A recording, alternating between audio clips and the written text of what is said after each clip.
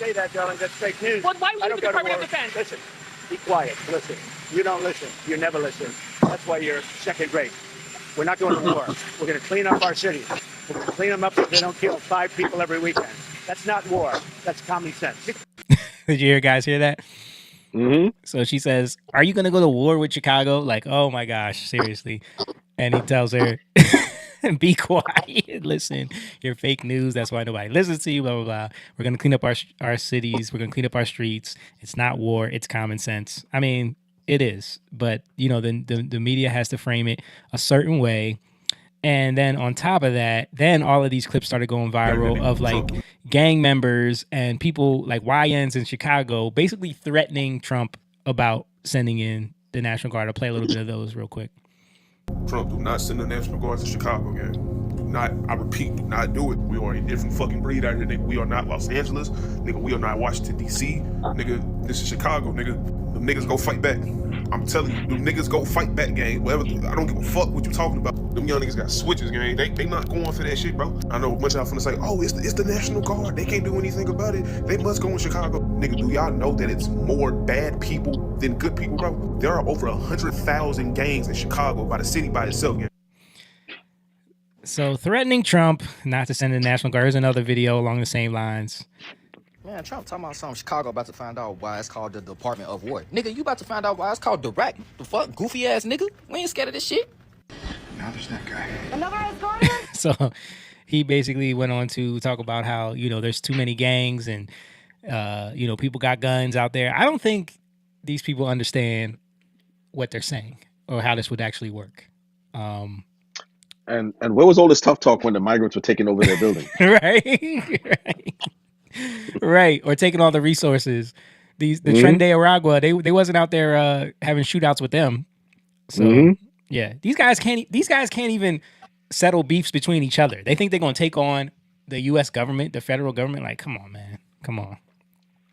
There's another video that went viral of some young Chicago men. They drove to a local police station to show off their guns after the reports that President Trump was going to send in the National Guard. I'll play a little bit of that. You guys won't be able to see it, but it's just young men standing on top of their vehicles with masks on, and they're showing all their guns with the switches. Like my man said in the other video, they got switches, they got 100-round clips and canisters, and like they really think that that's going to matter at the end of the day. But and then they want to tell us that there is no culture of violence, that there's no issue, there's no crime.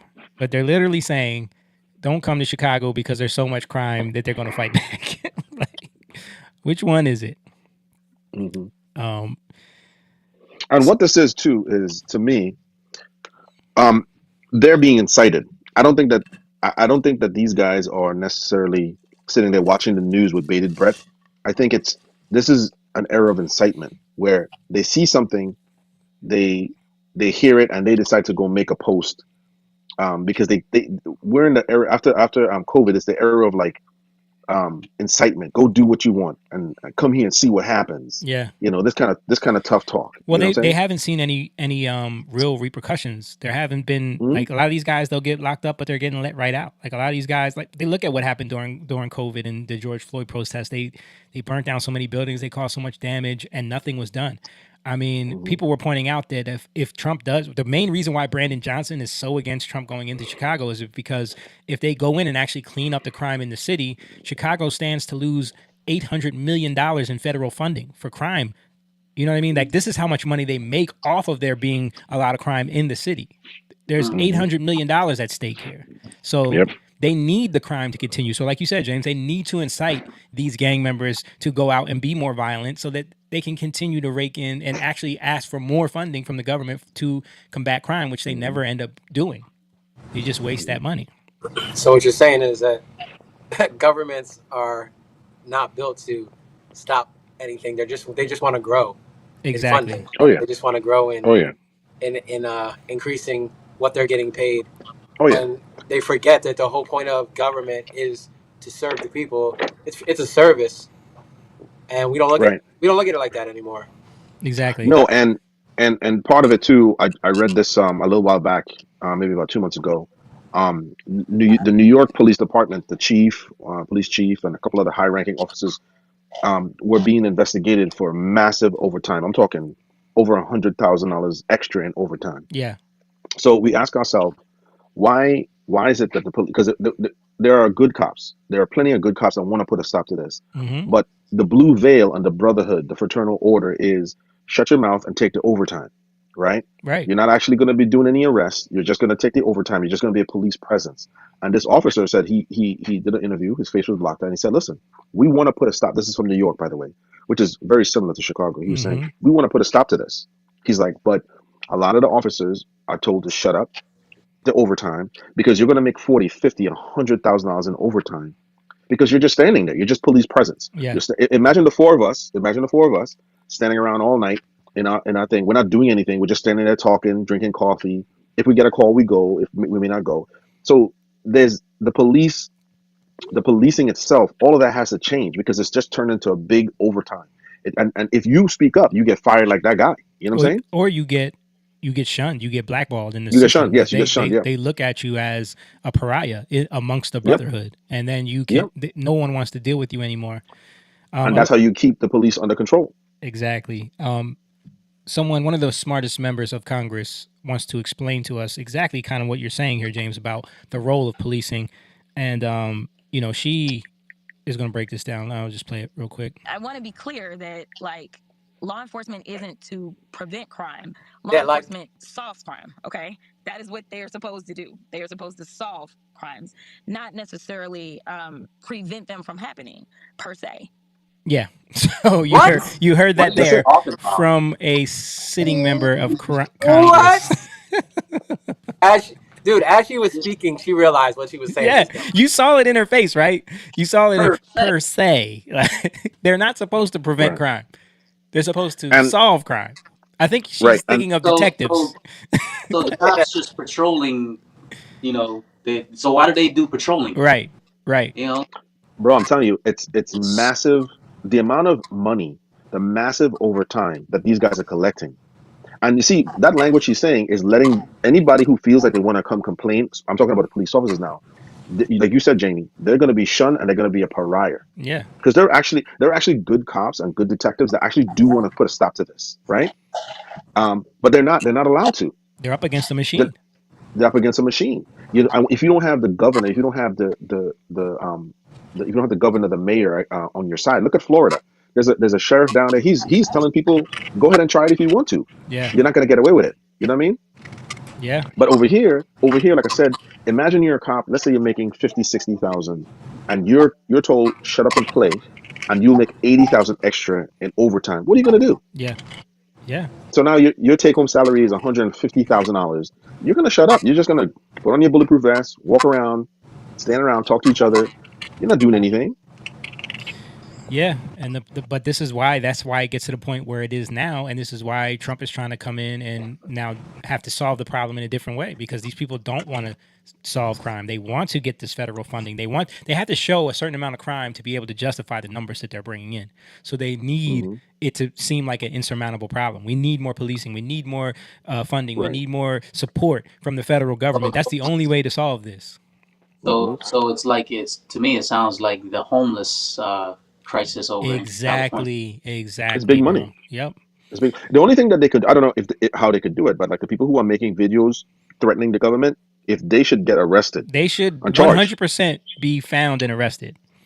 So it's like that's the only way that this kind of stuff is going to get stopped, if they're getting federally charged with domestic threats. You know what I'm saying? Yeah. Because then that'll supersede the state and the police department. You know what I mean? Because they're making a national threat on the government, on the president and the National Guard. That's a terroristic threat. But I don't know how that would work. But that's the only, because you're not just threatening your local police department. You're basically saying, come here if you want to and see what happens. What does that mean? Exactly. You know. And let's see how that really plays out if they go into Chicago. But I also want to show because Baltimore is also a huge issue, and the governor over there made a statement to Trump like, don't send no troops to Baltimore. You need to come walk the streets by yourself and see how safe it is. And then he did a whole walk with the mayor of Baltimore to show how safe it was, and it didn't go as he planned. I'm going to play this. Hopefully you guys can hear it and check this out. Why do you walk now after we done lost people in the Park Heights? 5-year-old was shot. He's being confronted by a black man on the street who's saying, why you know, people was just shot a couple of days ago. Why are you doing the walk now? Where were you then? You know what I mean? So I'll continue from there. So this is about photo op, right? This is what this is about, photo op, right? This is what this is about, photo op. You're gonna ask the president to walk the street with you. But look what you got walking with you. Y'all won't walk the street like this by yourself. So he's calling them out because he's got a bunch of security, police officers, whole entourage of people walking with him through Baltimore. But you telling Trump it's so safe, you need to walk the city with us. And he's doing this walk there's tons of camera people there, news, it's a photo op. And this guy's calling him out because he's saying people are dying all the time. People getting shot all the time. Where are you at then? You doing this because Trump said something. And now, and look at you walking with all the security, you walking with all these police officers. This ain't nothing but a photo op. But look what you got walking with y'all. All of this. All of this. How much money y'all spending for this? Photo ops. Don't touch me. Look at that. Photo ops. 2 little girls walking Park Heights. 2 little girls walking Park Heights now. This is photo op. Photo ops. Look at her. Look at her. 5-year-old girl got shot in the hand. But y'all didn't come up here then. But now this is photo op because Trump said something. So now y'all want to come up here. Because Trump done said something. Trump done made you move now. Trump done made a move now. Now they want to come up here. And what he's calling out is the fact that these people don't actually care. They don't.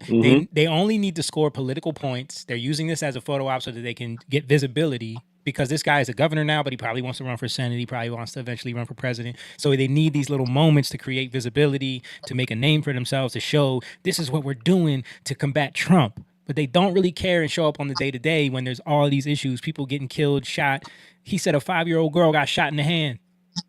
And they ain't hearing nothing from these people. The mayor's walking right next to him, that other guy. And, the ones that are telling you that there's no crime in these cities. And so he's calling them out. But, yeah, he didn't expect that. And we need more of that, man. We need people to call these politicians out. And he's filming it the whole time and then post it on social media, which is good because people need to see that. And I know this is wishful thinking, but I think part of the problem where mayors lack or these leaders lack foresight in what's happening in the community is when they're elected, they're not moving to the worst part of the community. They're moving into a very secured government facility where they don't have to, their kids, they don't have to walk through those neighborhoods, right? Yeah. Yep. So they can easily escape the lower flung parts of society because they don't have to be there. You know what I mean? That's a put it in the background. If they were required to go there and actually work out of those cities, like let's say for instance, you wanted to be the governor of New Jersey, but in order to fix it, you have to go. Your office is in Camden or in whatever in Newark or whatever. Yeah. I guarantee you the attitude would be different. You know what I'm saying? Yeah, absolutely. But they know that they don't have to do that. So like the guy said, he's exactly right. That's a photo op. You came down to make it look like it because once you're done with that takes like half an hour, and you're out of there. You don't go back there for months. You know what I mean? Or if not for the rest of your career. I bet you most people didn't even know that was the governor of Maryland that are watching this guy walk through there. I got to give a shout out to the people on YouTube. We got 52 people watching on YouTube. I see y'all in the chat, man. Make sure you guys hit the like button. We only got 15 likes on there. Hit that like button and share this video. Let us know where you're watching from in the chat. We got a lot more stuff to get to. But yeah, I want to show this other video. Again, I wish you guys were in studio so you could see this because he just got roasted because he did this photo op. Baltimore Governor Wes Moore flaunts a $1.3 million McLaren with 1 in 5 residents living in poverty, a rate nearly 50% higher than the national average. I'm going to show this video. I don't understand what the point of this was. He got into a McLaren and did hold on, I'm just going to play it. I think he says something. He's posing in front of it. Like we said, we move fast. And this is moving fast.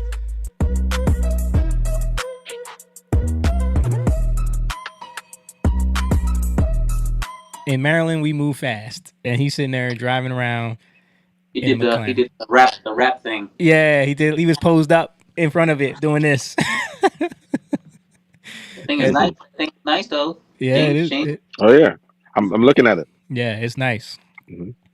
But yeah, like it's out of touch though. If you know Hmm. you're representing people that need assistance, people that need help, people that are struggling, Yeah. you shouldn't be walking around like that.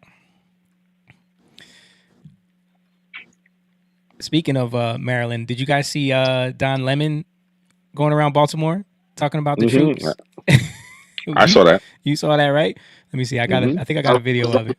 You sent where the guy called him a moron. No, that was in New York, right? Let me see if I can find the one in Baltimore real quick. I just had it. Hold on a second. Are people watching Don Lemon? Does he have He fans? has a YouTube channel now. Yeah, does he have fans on that, or is it seems like he's going more viral for like the dumb stuff, you know? I think he is getting more. He's getting more viral clips just because like he is making himself look stupid. Here you go. I'll play a little bit of it. He's going around Baltimore asking people about how they feel about Trump, talking about bringing in the troops. And here we go with he's going up to a black guy, expecting to get the answer he wants. The president said he wants to send troops here to Maryland. What do you think, Baltimore into Maryland? I'm not opposed of it. Right. I think it'll be a good idea. Why so? Maybe we can clean up some of this crime-ridden neighborhoods. Uh-oh. You know? Uh-oh. Crime bad? Right bad. Atrocious. Atrocious. And, you know, I'm out of breath. So Yeah, I see you were running. You got your prayer rug. Right, I'm on my way to do mine. Look, he's like, all right, I'm going to move on now. Thank you, sir. Thank you, sir. Let me go find it. He goes and moves on. And then, the bikers, you know what I mean? The 12 o'clock boys, they hold on. Send them? straight, it's getting out of hand, man. All these killings all the time. The murder rates going higher and higher, and all the drugs. They don't got no programs. They do, but they don't work. And then, like, the bikers, you know what I mean? The 12 o'clock boys, they need to build them a park, make more things, you know what I mean? Like, more sources. So you said send the troops and sources, or like send troops to straighten everything out. Then, yeah. Like make Baltimore great again. You got to make it safe and secure first before you bring in the programs. You can't just, send money in there when it's crime everywhere. Here's another clip of him in Baltimore. I've been a resident of Maryland all my life, so I think it would help some. why so? Coming from a family that was broken up, my husband was murdered 2 years ago. Uh-oh. And nothing was ever done. Murder where? At home? Right out in front of our house. What? Sorry. It was a carjacking gone wrong, and they shot him in his head. Killed him instantly, so.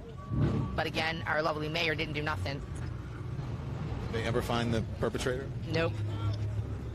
So you want to see it? Yes, I want justice. You want justice, and you would like to see the troops here in the National Guard? Yes. Thank you very much. Thank you very much. Moving on. Looking for somebody. Yeah.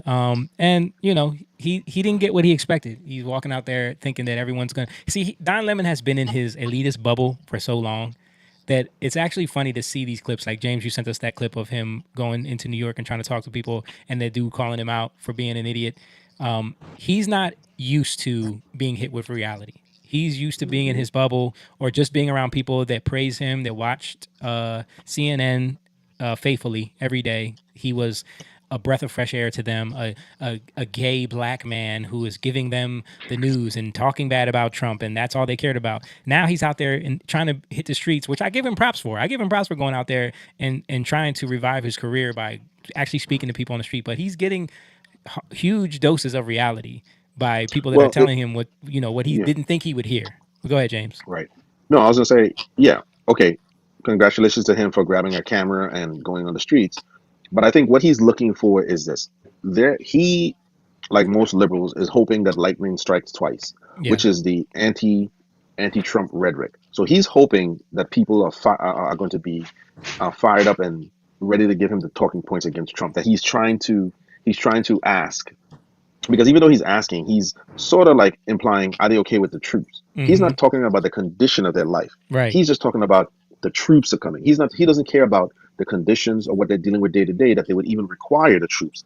He just wants to know if they're upset about the troop because he wants to point it right back to, well, who's sending the troop? Donald Trump. Right. So that's really what he wants to do. He doesn't care about the conditions. He doesn't care that there's murder or death or anything like that. Because see, he quickly moved on from that. Mm-hmm. You know, say, I'm sorry to hear that. He was polite enough and he's on his way because he's not giving him the 2016 run for the hills. You know, oh lordy lordy. Yeah, you know, this is dictator behavior, and he's Hitler. Right. He's not giving that. And like I said, part of the problem is this: most people with means, money, politicians, the celebrity news, the celebrities, the celebrity anchors, they live in gated community. They live in high rises with doormen that no one can have access to it. Yeah. So the idea that people for the last few years, at least I would say at least the last 8 years, what we've seen is an out of touchness with the political punditry, the celebrity mindset, and the political leaders because they don't live in the same places and they don't deal with the real world problems Absolutely. that the average person does. Brandon So when Johnson he goes there, is on the news constantly talking about Trump and how there's no crime in Chicago, but he walks around with 150 police officers in his detail guarding him 24/7. So, and like I said, he's hoping that by asking a trigger question, how do you feel about the National Guard coming? He wants them to go off so it's clipped so he can basically prove that people are fed up. He doesn't want to hear about their condition. He doesn't want to hear about why that they have to come. He wants to hear, I'm angry that Trump is a racist. That's what he's looking for, and he's not getting that. But there's no getting around that. You know, when he had that press conference that weekend, there was like 50 people that got shot, right? 50. They don't care. Yeah, 50. No, it was 70 people or something like that. It was over. It was a ton of people got shot, and I think that is ridiculous. And then there was like 11 deaths, I think, amongst those people that were shot. Yeah, it was something crazy. And to my point, none of these people are these. I'm talking about the elites and talking about the political, the celebrities, the news anchor types. None of them are going to be in an area where. No, that's not their fault. I'm just saying they're never going to be in an area where that could happen. Right. So they're not living in those spaces. They don't have to interact with those people. You know what I mean? Did you guys see that video of the woman that was like killed in broad daylight in Center City, Philly? No, I haven't seen it. That was on that. Like she was literally right in front of police and everything. Like dude just killed her. And in Center City? Yeah, someone was filming it and I saw it on X. Like, they like were getting in a fight and then he just started shooting and like right in Center City, like killed. The crime is crazy. It's getting crazy. Let me show this clip of this woman. I think she's running for Congress, but she had a breakdown of this in talking about Chicago.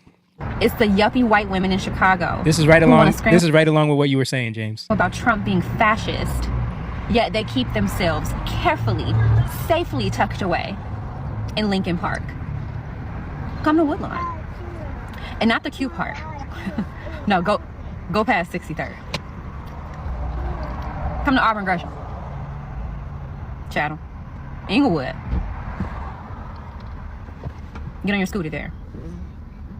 And do it about 7 o'clock. Okay. If you're not going to do that, mind your business. That's just like Westmore. Like you're walking through in broad daylight, walking through Baltimore with police officers, sheriffs, all this security. Do that. Go walk through there at about 11 o'clock at night. You and your cell phone, and let's see how safe it is. Mm-hmm. You know what I mean? Yeah, walk through the hood. Walk through the hood. Prove Yeah. it. You ain't gonna do that.